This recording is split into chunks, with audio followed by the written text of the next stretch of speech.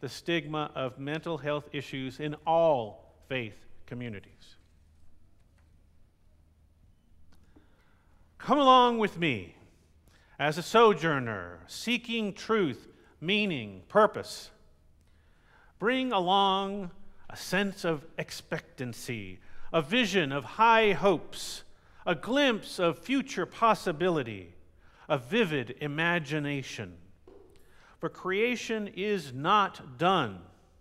We are called to pioneer forth toward a future yet unnamed.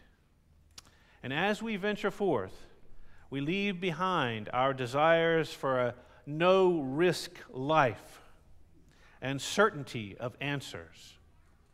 Let us travel light in a spirit of love and expectation toward our hopes and dreams. Let us be a witness to the future breaking in. Come along with me as a sojourner, a seeker, a pilgrim, secure in the knowledge that we never travel alone. It is now time to gather. This is when we gather as a community for a story or a lesson during the service. And sometimes we'll have the young people come front and gather here for easier interaction. Other times we'll have the young people stay with their families and share the lesson together. And then after the time to gather, I will lead the children off to the religious education class. So today, I would like to invite our young and young at heart to come forward and to find a place to sit here on the floor. However, don't sit in the spot marked reserved.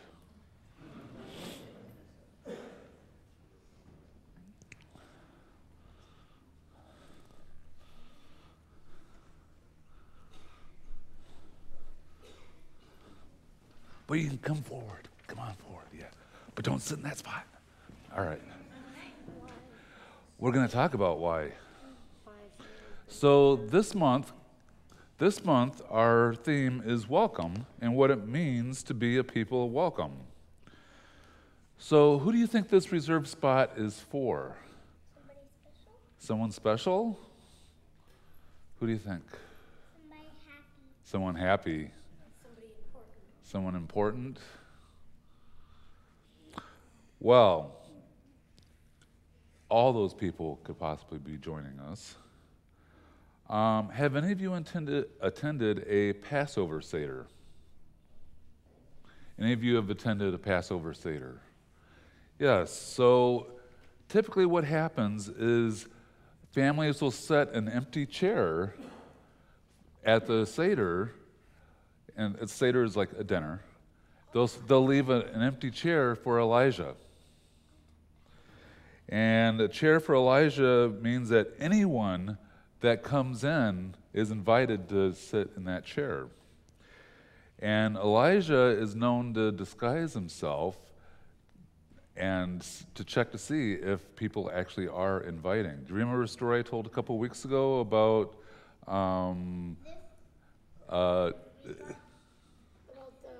about Zeus coming to dinner? He disguised himself, came to dinner. Yep, so same type of thing. Let's go one more seat. So some groups set out an empty chair to represent people who are not yet part of the group, but may join them someday. And the chair reminds the group to always be welcoming. So let us imagine who might sit in our empty space. And how would you welcome that person? Emily? Saying hello. Graham? Saying happy. So how would that be different if that person could not speak English? Could you make that person feel welcome? Yes. If you knew that language, you could talk to them in that language. So if you knew that language, you could talk to them in that language. Yeah. For most people, it probably seemed nicer for people to talk in the language that they speak than for them to talk. So just trying to speak in the same language. What if that person could not see very well? What would you need to do to welcome them in a different way? Talk to them. Ryan, so talk to them, yeah. Graham? Talk to somebody else. You want to talk to someone else? Well, maybe if we want them to feel invited, we'd want to talk to them. But is there something that we can do to make it so, since they aren't able to see very well, is there something special we can do to make it more inviting for them? Emily? So sign language is good for people that don't hear very well. But if they don't see very well, they wouldn't be able to see. But maybe you could speak louder, so that, or to speak up and describe what's happening. Let them know that there is an empty chair right there for them to sit in. So did you know that we have a group at this church whose main purpose is to make sure we are accessible and inclusive to all of our members and visitors? And this group is named the Accessibility and Inclusion Ministry Task Force. And the AIM Task Force spends a lot of time trying to make all the programs at the church welcoming and accessible. So can you tell me what accessible means, Ben?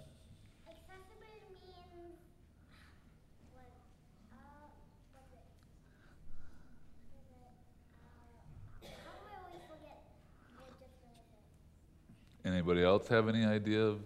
Yes, Stephen. Accessible means that you could use it because you can access it. Right, and it's hard to use accessible or to define accessible without using access or, right? Right? Yes, Ryan. Accessible means like if you have like the handicap sticker in your car and there's a handicap spot, you can park there. Right, so that makes it easier for a person. So he said if if they have a handicap sticker in their car, they're able to park in a spot that says it's for handicapped. So yeah, so we're making that closer parking spot more accessible or easier to get to so that they can get to the building or into the place that they want to get to. So accessibility is about making sure everybody can participate. So children, youth, elders, people who have different abilities and maybe use a wheelchair or a hearing aid, people who speak different languages, people who have never been to a UU congregation before and might not know what we do here. I'm going to describe a person who might sit in this space. So tell me what we can do. All of you can chip in here. What can we do to make that person feel welcomed? So if a person in a wheelchair comes in, what we could do to make them feel more welcome? Brian? Talk to them or tell them about the church so they feel more comfortable. So talk to them. Just talk to them. Say hi. What if a person uses crutches and they wanted to share this space right here? Emily?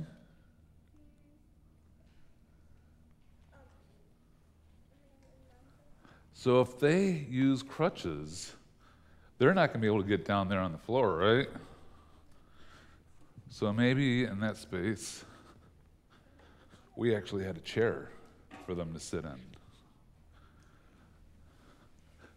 But maybe more than just one chair, we make sure that there's a few chairs.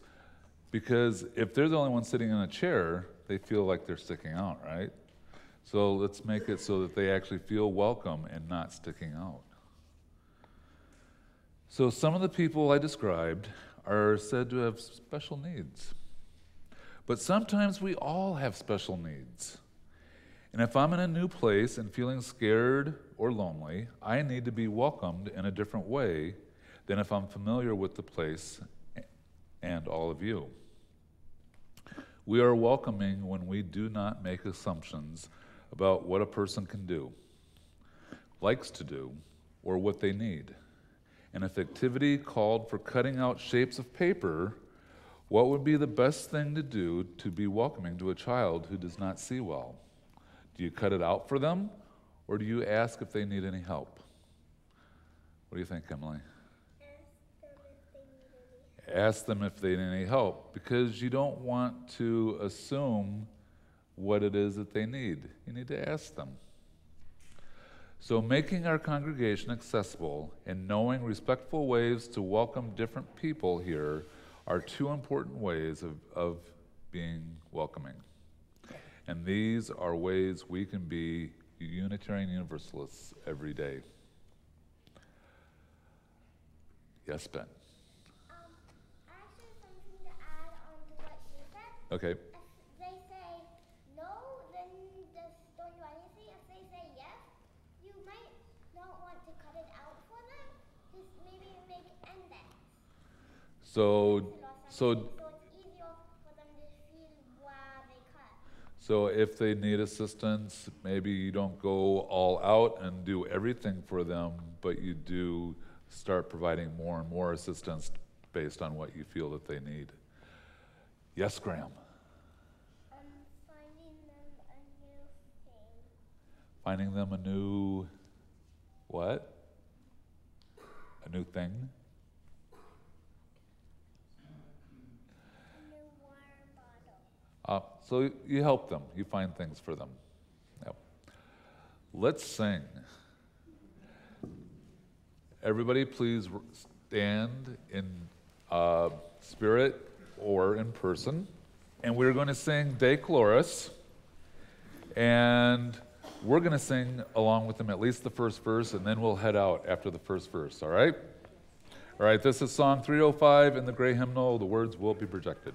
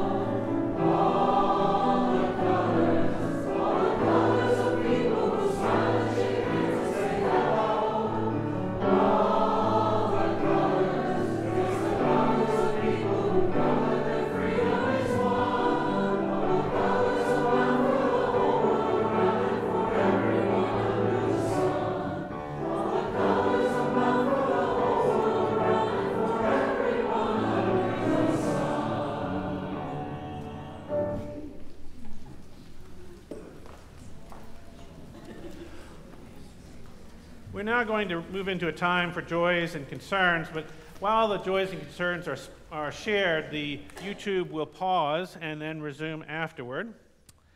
So we take time now in our service to attend to those joys and concerns that you carry in your hearts. We affirm that as a community we share in your sorrow and rejoice in your happiness. When you come forward to share, please say your name so we know who you are as you share. And if there's someone here who cannot come forward for whatever reason, if you'll raise your hand, Miss Cat here will bring you a microphone so that you can share. You're invited now to come forward and share a joy or concern with your beloved community.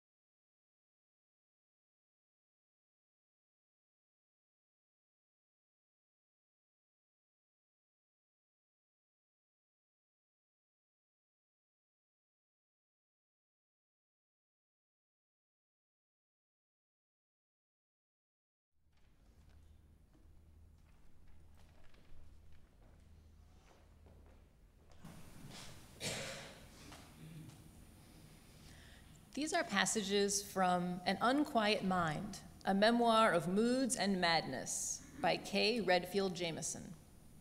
Jamison is professor of psychiatry at Johns Hopkins School of Medicine and has been diagnosed with bipolar disorder, or what used to be called manic depressive disorder.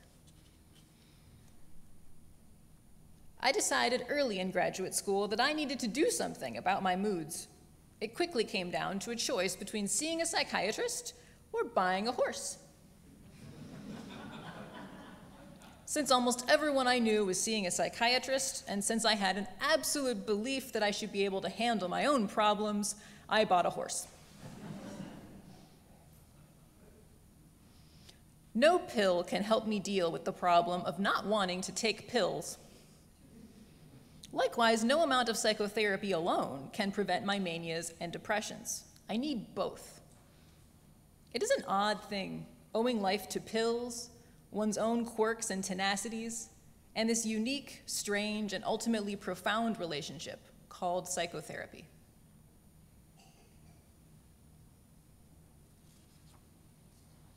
Others imply that they know what it is like to be depressed because they have gone through a divorce, or lost a job, or broken up with someone.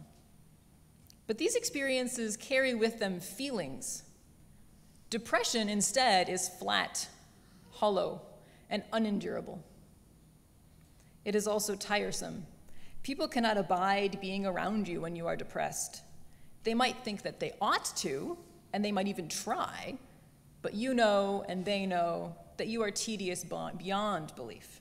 You are irritable and paranoid and humorless and lifeless and critical and demanding, and no reassurance is ever enough.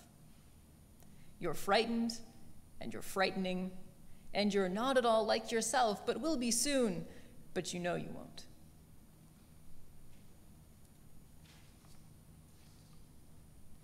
No amount of love can cure madness or unblacken one's dark moods.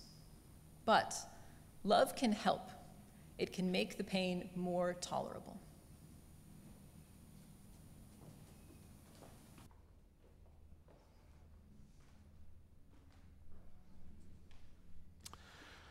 When I served People's Church Unitarian Universalist, I was given a small booklet.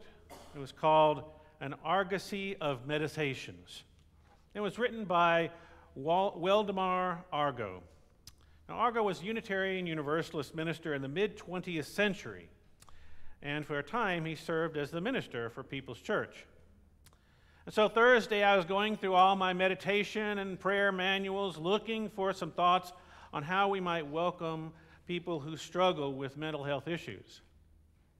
I just pulled out this little brown, almost pamphlet, and what I found in there was just what I needed. Although it was written in the 1920s, and you might tell that the language is not necessarily the language, at least some of it, that we use today. For those of you who do not wish to pray or meditate, I invite you to listen to the words and even the space between the words. And for those of you who do wish, I invite you into a time of prayer or meditation.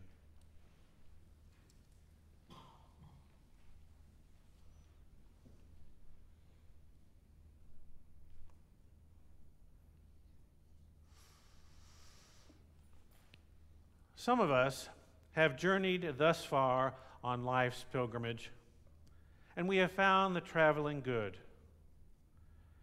In our hearts, there is no anxious striving. We have come to the green pastures of tranquility. But others of us have not yet found the peace we seek. We are lonely and worried and troubled. We feel out of harmony with ourselves and the world around us. Our minds are phantasmagorious. They are phantasmagorious, where dark shadows of fear and anxiety lurk. We have tried to escape these and lose ourselves, but often find ourselves down roads that lead to nowhere. But all we have gained in this process as we travel these roads has been more frustration.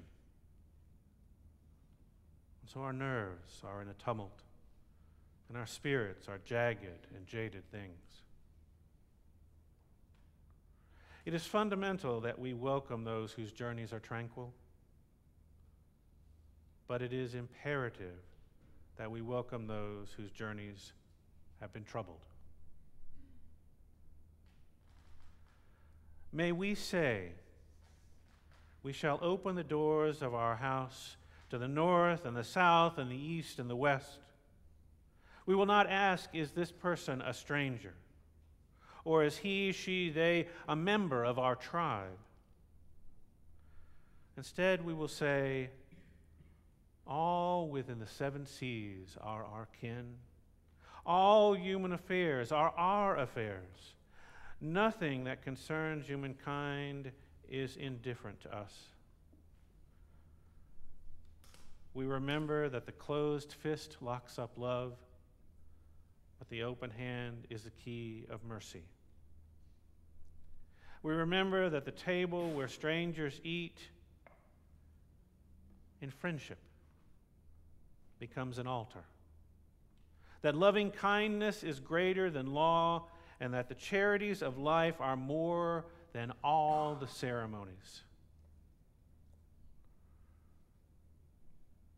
If each person we meet is even just a little happier for the encounter, if each thing we say is blessed with the wisdom of a loving heart, if each thing we do is glorified with the bright colors of kindness,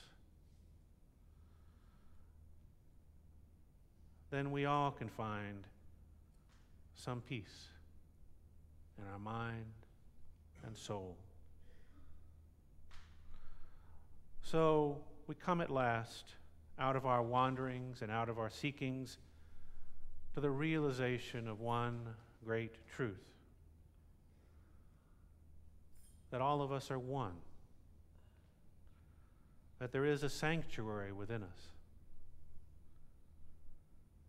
and that we most likely are to find peace in the love abounding when we look into each other's faces. Amen. Blessed be, and shalom.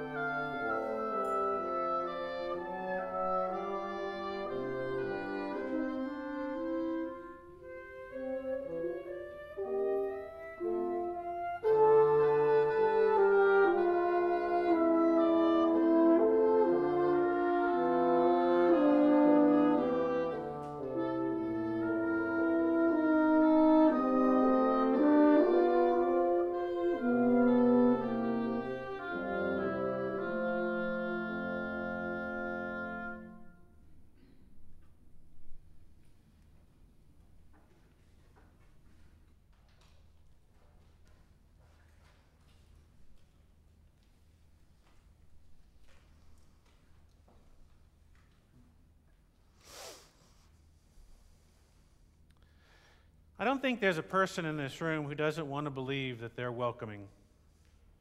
I mean, we have a pretty good idea of what it takes to be welcoming. Eye contact, say hello, answer some questions about where things are in the church, invite the person to coffee hour. Boom, they must feel welcome. And while some of us here might have some mild confoundment with this inclusion ministry thing and the use of preferred pronouns on some of our name tags, people have embraced this little extra step of putting these little pronouns on our name tags as a means of radically welcoming those who might otherwise not feel so welcome. Same thing with the signage on the bathrooms.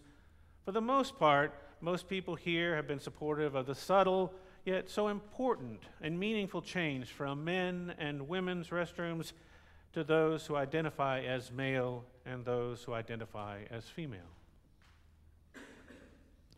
Today I want to talk about how we can be radically inclusive and welcoming to those who struggle with mental and emotional issues. So what is the most affirming and least derogatory way we can bring up this subject? I don't think any of us would want to be referred to as mentally ill, nor would anyone really who actually suffers from any mental or emotional health issue. Mental illness is not language that helps a person with a mental or emotional issue feel very welcome. Some folks prefer language like a mental health consumer or user of mental health services or a person with a history of mental health issues or just plain a person with mental or emotional health issues. Now, some people have been diagnosed, but again, think about the language there. They may have whatever diagnosis, but what often we do, instead of saying that they're a person who has the diagnosis of schizophrenia, we say, here's a schizophrenic. I remember when I first started working as an aide at a psychiatric hospital back in 1979, a young man was admitted with the diagnosis of schizophrenia. And, being an aide, I sometimes talked to the patients, and so we sat down. He said to me he had no reason to take responsibility for his life because everyone labeled him a schizophrenic, and so that's what he was going to be. By others, he felt he was seen as an illness, an aberration, boxed up, labeled, and shelved under a category with specific expectations about how he would think and feel and act. So he was going to just do that. Now, his family was aware of this attitude and very concerned about the mental health of this young man, but they continued to call him a schizophrenic, not realizing how the label was contributing to the issues that he faced. A diagnosis is not who the person is. It is a diagnosis. It also makes me wonder what other labels we use in our society that may not be that helpful, like being labeled a diabetic rather than a person with diabetes. Labels seem very black and white. Like once you've been labeled, there's no going back to just being a plain old person. I want to share some statistics with you that are pretty sobering about mental health in the church. According to one study, 55% of the respondents reported that churches are widely perceived by outsiders, people who don't generally come to church, as unwelcome places for people who have mental or emotional issues. In my 15 years as a Unitarian Universalist minister, I've heard stories about people not feeling welcome who have mental or emotional issues. Stories that ministers have told me, for instance, like parents saying that their depressed, bipolar, or anxious child was not very welcome by the teachers in the classroom or the other kids in the religious education program. And this is across the country in Unitarian Universalist churches. And even though I do think that many of our congregations are trying to be more sensitive to issues like this, I think we still have a lot to learn about how to be welcoming to people and their families, people with mental and emotional issues and their families. The study mentions a few other things I'll share. They found that the responses of people in church to an individual's mental or emotional health issues caused 18% of those individuals to leave the church for good.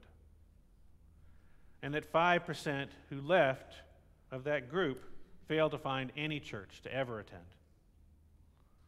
And 17% of family members in households of someone with acute mental illness reported that their family members' mental or emotional health issues impacted which church they chose to attend. And one final statistic: 65% of church-going families with a member who has a mental or emotional health issue want their church to talk more openly about mental health issues. Now, my friends, if you look online, plenty of research out there that says that 1 in 5 people have some sort of mental or emotional health issue. Well, how many people do we have in this room? I guess 1 in 5 would be the statistic. So it is likely that there are some people in this room who have at one time or another struggled with an emotional or mental health issue. And yet, how often do we talk about it? We do some. I don't want to say we don't. Our pastoral care ministers have offered some classes that have been very helpful, but it's probably not enough. And I think we do, certainly we do, help our members and friends who have mental health issues. In my time here, we've tried our best to help people with mental or emotional health issues. Sometimes we're more successful than others. But I always wonder, is there more we can do? Maybe even what should we do? So here's one of the conundrums we face in trying to be more welcoming to visitors to this church with mental or emotional health issues. We may never know if a person who enters these doors is a consumer of mental health services. And one of the reasons for that is probably because they don't feel safe sharing that part of themselves when they first walk into a group of strangers. And if they don't hear us talking about mental health, they're probably not going to talk about theirs. And you know that in the world out there, it's not really safe to talk about a mental or emotional health issue. You know, they need to keep it invisible. And we would never know if somebody was taking an antidepressant or anti-anxiety medication, and they want it that way because it's not safe out there in the world if they told anybody that was going on.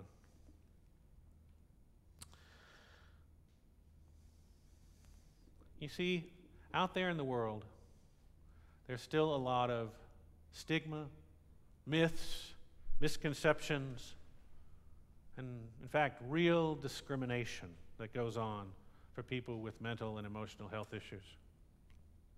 When I was a psychotherapist, I saw many active military personnel and commercial pilots in my practice. These people always paid for their sessions in cash. They didn't want anybody to know that they were seeking help because there was a chance that they would lose their livelihood.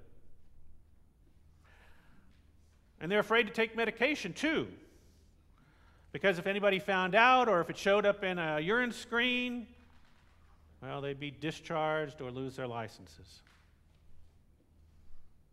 I know it's been a few years since I've been a psychotherapist, 10 or so, but I think that's still the case today.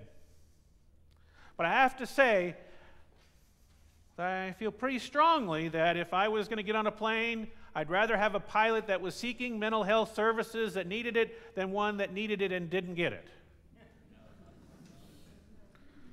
I think you would too. And there really is stigma out there. Imagine moving into a new house in a new neighborhood and you're happy, and your neighbors discover that you have the diagnosis of psychosis or schizophrenia. What do you think's going to happen? How do you think they're going to treat you? The myths about mental health issues, they just feed all kinds of misconceptions. You know, myths like people with mental health issues are dangerous, or they're evidence of character flaws or weakness, or that they have nothing of value to offer society. And unfortunately, it's all too often that I hear, and I can tell you other psychotherapists hear, a wondering by people, wondering if mental health issues are contagious. If being around somebody who's depressed or schizophrenic or whatever might make them have the same symptoms. Now, Kat shared with you this morning some excerpts from An Unquiet Mind by Kay Redfield Jamison. You can see how difficult it is when you're in that place of struggling with a mental health issue. And there are problems for that person struggling with the mental health issue and those who would like to help them, support them. It's difficult for them to communicate, a person with a mental health issue and someone trying to help them. And there's a struggle with even empathy. I can't emphasize enough that saying to someone who is going through a mental health issue that you understand what they're going through, it's just not helpful. As you heard today, the depth of feeling that a person might be experiencing may be beyond what you had ever experienced or known. Really, the only way you can try to be helpful is to talk to them, to listen, really, to ask them, what is going on with you? Help me understand how you feel. Help me to understand how I might be of help to you. And it might be that they just want someone to be with, not to try to fix them or change them, or just someone to sit with them, non-judging, supportive. You know, these are the same things we teach to our pastoral ministers here.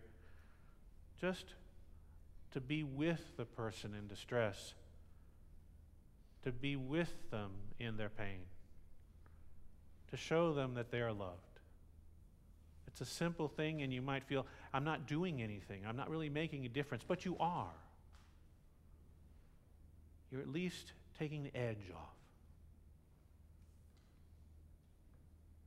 And you don't have to be perfect at it in your language or your listening. You just have to be willing to understand, try to listen in a way that you try to understand. And to show them loving kindness even when they say something to you like, you know, I don't really like it when you say I have a mental illness. I wish you wouldn't say that when you're talking to me. Don't react defensively. Just listen, show respect, and say, okay, I won't do that. Well, I'll try not to. You heard Steve Cooper earlier mention our accessibility and inclusion ministry. They're exploring how this church can be more welcoming to all people. But even so, I decided to get online and look for what other Unitarian Universalist churches were doing. and I found Mission Peak Unitarian Universalist Church in Fremont, California. They have a mental health ministry. The mission of this ministry is compassionate service to people with mental health challenges and to their families within and beyond the walls of our congregation. On their website, they have a link to a Caring Congregations curriculum developed by their community minister, Reverend Barbara F. Myers. The curriculum aims to help congregations to be more welcoming and includes a guide. It's called Resources for Welcoming and Supporting Those with Mental Disorders and Their Families into Our Congregations. Now, what was particularly interesting to me is, okay, you got the front title page, and then the very next page, the first page in this curriculum, she gives us a definition of religion and spirituality. Well, I thought that was a little unusual. I mean, why didn't she go just straight into, here are some practical things that you can do to make a difference? But she wrote this. The terms religion and spirituality both have many meanings, and there is sometimes a distinction made between them.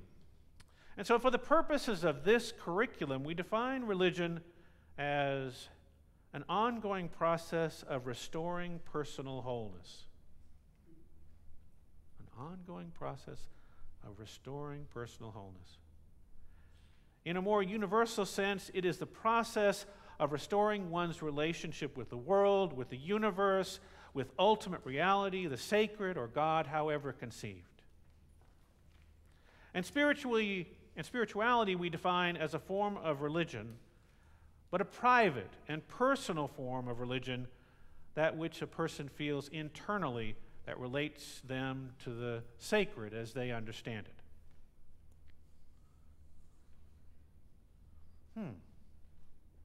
You know, I wondered why they did this, but I don't know for sure, but here's what I speculated. I speculated that giving these definitions at the very beginning was another way of being welcoming. You see, these definitions offer hope.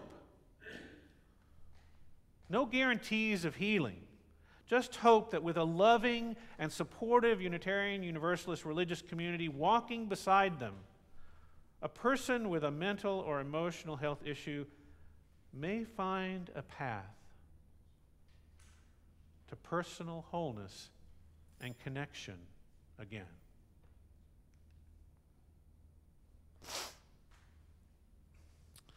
And then after that definition, they do go into recommendations, specific, concrete recommendations on how to help people with mental or emotional health issues feel that they're part of the church community. That's the first thing. They say, include people who have mental or emotional health issues in the decision-making of the church. Encourage them to join committees. Offer them positions of leadership. All these things to empower them so that they feel like they are active members of the church community. And then the curriculum goes on to address how the church can provide ongoing education and mental health resources to people in the church as well as to the outside community. And it ends with the curriculum saying that it's really important also to be aware of social justice issues for those who have mental and emotional issues. And talks about lobbying and suggests other ways like intervening when a person with a mental health issue is being harassed by someone in the community. And it talks just a little bit about some things that might make them feel unwelcome. If a person tells you they have a mental health issue, don't ever minimize or question their diagnosis or the severity of their illness. Don't question the treatment that they're seeking or the legitimacy of the professionals that they're working with. Accept what they say to you.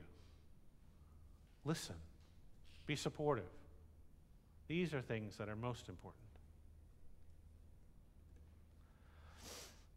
Each person who joins us in this beloved community, I believe, wants to experience being welcomed. That this could be their spiritual home. And I believe that each person needs something specific to make them feel truly and deeply welcomed. And we'll only know what that is if we ask and we listen to what they say. Now, we may not be perfect at welcoming every single person who presents their needs, specific needs to us, but I don't think we need to be perfect. I think we just need to be authentic and make a good faith effort.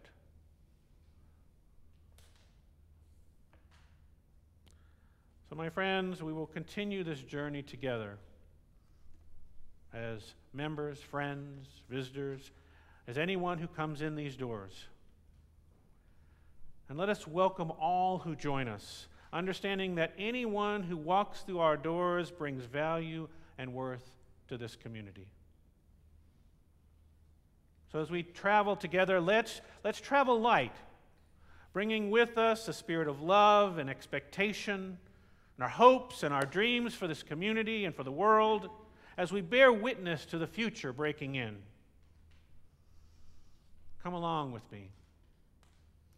Sojourner, seeker, pilgrim, secure in the knowledge that you don't ever travel alone when you're with us. We are all here with and for one another.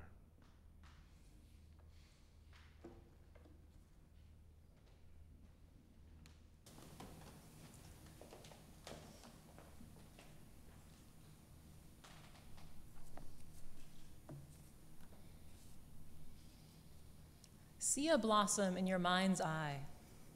Allow it to fill the interior of your imagination. Greater perfection of form in nature cannot be imagined. With inward gaze, absorb each wondrous petal. Slide down its humid surface until you drop as the dew into its velvety core. Immerse your senses in this safe chamber. Such fragile beauty gives impulse to weep. Slowly reverse the journey as you ascend the shaft toward the wider light. Turn your imagination around and around to see its many facets. Stored within is the memory of all flowers. Marvel that this creation, while utterly fragile, yet undaunted, boldly buds forth, turning resolutely toward the sun. We too shimmer with expectation, exuding our own illumination, color, pulse, and scent. Vulnerable, still we venture our lives courageously toward hope and light, at once fragile and rooted. This morning's offering will now be given and received.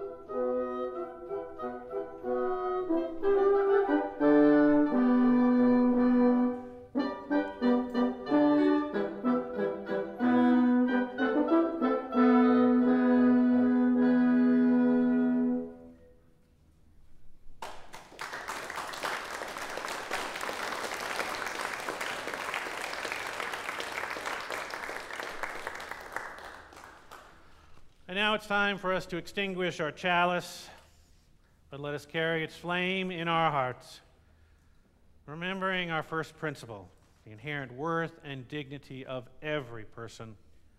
So I invite us now to stand in body or spirit, and let's sing hymn number 1017 in the Teal hymnal, Building a New Way. And we're going to just sing verses 1 and 3. The words will be projected to your left.